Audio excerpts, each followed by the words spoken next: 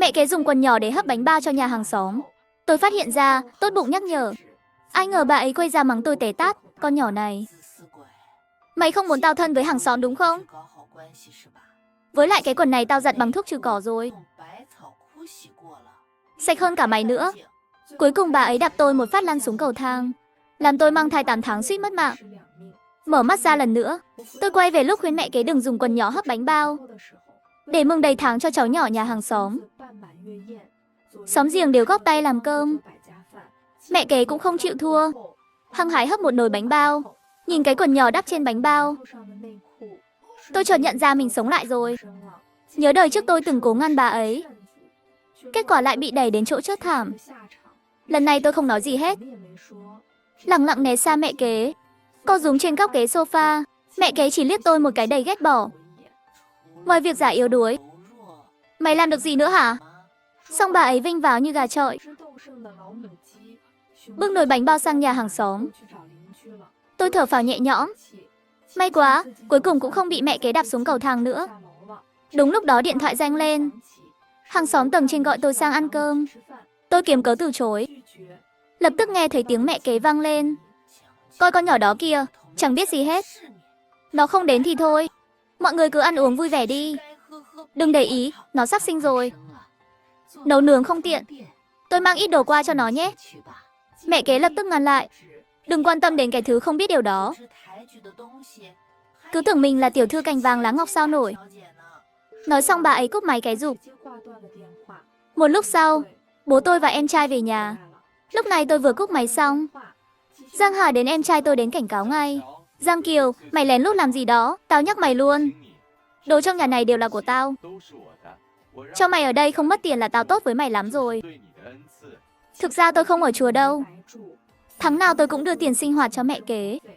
Căn nhà này tôi cũng góp tiền mua nữa. Chỉ là Giang Hà sợ tôi tranh gia sản, nên lúc nào cũng coi tôi như cái gai trong mắt. Tôi hy vọng bố sẽ nói đỡ cho tôi, nhưng bố lại im thìn thít, coi như không thấy gì. Người thân duy nhất lại lạnh lùng thế này, làm tôi không kìm được nước mắt. Tôi định đứng dậy về phòng, nhưng Giang Hà lại gọi. Giang Kiều, mày định làm gì vậy hả? Lừa mai đó. Tao nói cho mày biết, đây là nhà tao. Con dám lườm tao nữa là mày cút ngay. Nghe thế, tôi bùng nổ luôn. Căn nhà này mua hết 180.000. Tao góp 50.000. Mày dựa vào đâu mà đuổi tao đi? Người phải cút là mày mới đúng. Giang Hà tức đến đỏ mặt tía tai. Con tôi thì thấy sảng khoái lạ thường. Hóa ra phản pháo lại người khác thích thế này. Bố tôi thấy vậy quát lên. Mày chạy giao hàng ngoài đường cả ngày, vất vả lắm. Nói ít lại chút được không? Tôi đáp lại ngay, bố. Bố nói vậy là không đúng. Tiền Giang Hà kiếm chẳng có đồng nào cho con. Con dựa vào đâu mà nhịn nó? Nói xong tôi tủi thân khóc. Giang Hà chẳng có máu mủ gì với con, mà bố coi nó như con ruột. Con rõ ràng là con đẻ của bố, mà bố lại xem con như người ngoài. Bố mà công bằng một chút, nhà mình đâu đến nỗi lộn xộn thế này. Bố tôi nghe xong nổi cáu. Giang Kiều, có ai nói với bố kiểu đó không hả? Nhiều năm nay bố để con thiếu ăn hay thiếu mặc hả? Giang Đại Sơn, từ khi mẹ con mất, tài sản đều về tay bố. Bố bảo con xài tiền, con chịu. Nhưng con xài tiền của mẹ con. Bố tôi tức đến phát hoảng, chỉ tay vào tôi mà không nói nên lời. Đến lúc chuẩn bị sang nhà hàng xóm ăn cơm, bố mới hỏi mình góp 500.000 tiền mừng. Con không đi ăn một bữa à? Nghe bố chỉ tiếc tiền mừng, tôi càng thất vọng hơn, nên lại từ chối lần nữa. Vào phòng ngủ luôn.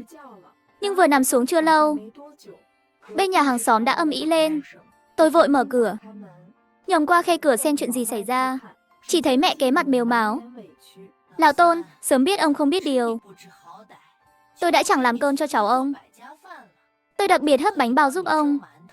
Ông không cảm ơn thì thôi, còn mắng tôi. Lâm Tú Phân, bà bị lừa đá đâu à? Dùng quần nhỏ để hấp bánh bao. Cố tình làm nhà tôi mất mặt hả? Nhà tôi với bà chẳng thù chẳng oán. Sao bà làm chuyện thất đức thế? Mẹ kế vội thanh minh. Chị Tôn, cái quần này sạch lắm. Tôi khử trùng rồi mà. Nhưng lão Tôn chẳng thèm nghe, lấy cốc nước hắt thẳng vào người mẹ kế. Cút đi, tôi không muốn nghe bà giải thích. Bà làm nhà tôi thành trò cười rồi. Hận bà cả đời luôn. Xong ông ấy ném 2 túi bánh bao ra ngoài. Bà không thấy ghê thì mang về mà ăn. Mẹ kế vừa nhặt bánh vừa chửi. Tôi hất bánh bao là nể ông lắm rồi. Đợi ngày cháu ông đi ăn xin ngoài đường, ông cứ ngồi đó mà khóc thầm nhé. Lão Tôn nghe thế tức điên lên. Bà dám nguyền rủa cháu tôi hả? Bà ác quá đấy. Ông ấy nổi khùng túm tóc mẹ kế đánh. Lâm Tú Phân, tôi cho bà một trận. Đúng lúc đó con trai Lão Tôn xuất hiện. Chỉ một lúc thôi mà. Sao đã đánh nhau rồi? Lão Tôn kể, con trai à, Lâm Tú Phân dùng quần nhỏ hấp bánh bao cho nhà mình. Bố phát hiện ra, mà bà ta còn nguyền con mình thành ăn mày. Nghe con mình bị nguyền rủa, Tiểu Tôn sốc mẹ kế lên. Bà đúng là đồ xấu xa, bà dám nguyền một đứa trẻ chưa biết nói. Trước sức nặng 100 kg của Tiểu Tôn, mẹ kế như con kiến bị đập tơi tả. Lâm Tú Phân, để xem mồm bà còn nói bậy không. Hôm nay tôi cho bà biết hậu quả của việc ăn nói lung tung. Bố tôi và Giang Hà ra can Tiểu Tôn dừng tay, nhưng Tiểu Tôn chẳng thèm nghe. Tao chuẩn bị 5 năm mới sinh được thằng con quý giá này. Sau này nó mà có chuyện gì, tao bắt cả nhà bà đền mạng. Mặt mẹ kế nhanh chóng sưng như đầu heo, bắt đầu kêu la xin tha. Tiểu Tôn, tha cho tôi đi. Là Giang Kiều bảo tôi dùng quần nhỏ hấp bánh bao. Oan có đầu, nợ có chủ. Có giỏi thì tìm Giang Kiều tính sổ. Tiểu Tôn nghe xong khựng lại, liền nhìn về phía cửa nhà tôi. Lúc này mắt anh ta đỏ ngầu, như con bò điên sắp lao tới. Tôi hoảng hồn đóng sập cửa, khóa chặt lại. Ngay giây sau, Tiểu Tôn bắt đầu đập cửa ầm ầm. Giang Kiều, mở cửa ra ngay. Tao thấy mày hé cửa nhìn lén rồi. Tao cứ tưởng mày học hành đàng hoàng, khác với nhà lão Giang chứ. Không ngờ mày cũng xấu tính thế này. Anh ta đập cửa mạnh đến nỗi cả nhà rung lên bần bật. Tôi vừa dỗ dành anh ta, vừa cố giải thích. Anh Tiểu Tôn ơi, cái quần là Lâm Tú Phân nhặt về làm, chẳng liên quan gì đến tôi cả. Tiểu Tôn là dân xã hội, chẳng làm nghề tử tế, nhưng lại rất có tiền, nên tôi luôn tránh xa anh ta. Giờ thì sợ muốn xỉu luôn. Lúc này Tiểu Tôn đã mất kiểm soát, lôi cả Diều ra chặt cửa. Giang Kiều, đợi tao phá cửa xong, mày sẽ biết tay tao. Mẹ kế ngoài cửa cũng hùa theo. Tiểu Tôn, đập mạnh vào. Cửa hỏng thì đừng trách mày nhé. Giang Kiều, nếu mày không làm gì sai, thì mở cửa ra từ lâu rồi. Tôi hoảng loạn ngay tức thì. Lao mình lại rơi vào số phận cũ. Nhưng vì đứa bé trong bụng, tôi cố gắng bình tĩnh lại. Nếu lần này tôi thoát được, tôi sẽ cho mẹ kế biết tay. Lúc này mẹ kế vẫn đang thêm dầu vào lửa. Giang Kiều, làm sai thì phải nhận đi. Mở cửa ra nào. Tiểu Tôn sẽ tha thứ cho mày. Tôi lập tức phản pháo. Lâm Tú Phân, chính bà tự ý dùng quần nhỏ hấp bánh bao, giờ còn đổ lỗi cho tôi. Bà đúng là quá đáng. Nhà họ Tôn chỉ muốn tìm việc tốt cho con bà, giờ hỏng chuyện, mất cả chì lẫn trai. Đáng đời bà bị Tiểu Tôn cho một trận. Nói xong, tôi quay sang dỗ Tiểu Tôn. Anh Tiểu Tôn, đừng nghe Lâm Tú Phân nhé. Bà ta đang lợi dụng anh đấy. Nhưng Tiểu Tôn chẳng thèm nghe tôi, đập cửa càng mạnh hơn nữa. Lúc này khung cửa đã vỡ tan, nứt ra một khe hở to. Đôi mắt hung dữ của Tiểu Tôn ló qua khe cửa, làm tôi sợ hãi lùi lại mấy bước. Ầm một tiếng thật to, cánh cửa cuối cùng cũng sập xuống. Mẹ kế phấn khích hét lên, Tiểu Tôn, đập nó đi, nó đúng là đồ chuyên gây họa. Bố tôi lạnh lùng nhìn tôi bị dồn vào góc tường, chẳng nói lấy một lời.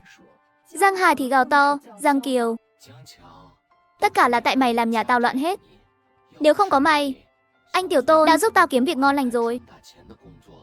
Ngay sau đó, mẹ kế và Giang Hà lao tới giữ chặt tôi. Tiểu Tôn giơ diều lên, nhắm thẳng vào tôi mà bổ xuống. Tôi dùng hết sức vùng vẫy mà không thoát được, đành nhắm mắt chấp nhận số phận. Nhưng ngay giây sau, đứa bé trong bụng tôi lại quấy đạp dữ dội. Nó như cũng không cam lòng. Ý chí sống sót của con làm tôi lấy lại dũng khí để chống cự. Tôi nhào tới cắn mạnh vào tai Giang Hà. Nó đau đớn la hét, buông tay thả tôi ra. Nhân cơ hội đó, tôi lách sang một bên. Đúng lúc diều của Tiểu Tôn bổ xuống, nó sượt qua người tôi may mắn thoát được. Nhưng cánh tay Giang Hà lại bị Tiểu Tôn chặt đứt. Giang Hà gào lên đau đớn, tay tao đứt rồi. Gào xong câu đó, nó ngất xỉu luôn tại chỗ. Mẹ kế hoảng loạn, ôm chặt Giang Hà kêu cứu inh ỏi. Bố tôi thấy vậy nổi điên, dám làm con tao bị thương. Xem tao xử mày thế nào. Bố giật lấy cái rìu, nhằm Tiểu Tôn mà bổ tới. May mà Tiểu Tôn chạy nhanh, vài bước đã chuồn ra ngoài cửa. Bố tôi thấy không đuổi được Tiểu Tôn, quay sang trút giận lên tôi. Tất cả là tại mày, Giang Kiều, không thì đã chẳng ra nông nỗi này. Tôi vừa né vừa giải thích, Lâm Tú Phân nói dối đấy. Bố đừng tin bà ta. Nhưng bố tôi đã mất hết lý trí, chỉ biết giơ rìu nhắm tôi mà bổ. Đúng lúc tôi không còn đường chạy trốn, từ cửa bỗng vang lên tiếng quát lớn, dừng tay lại.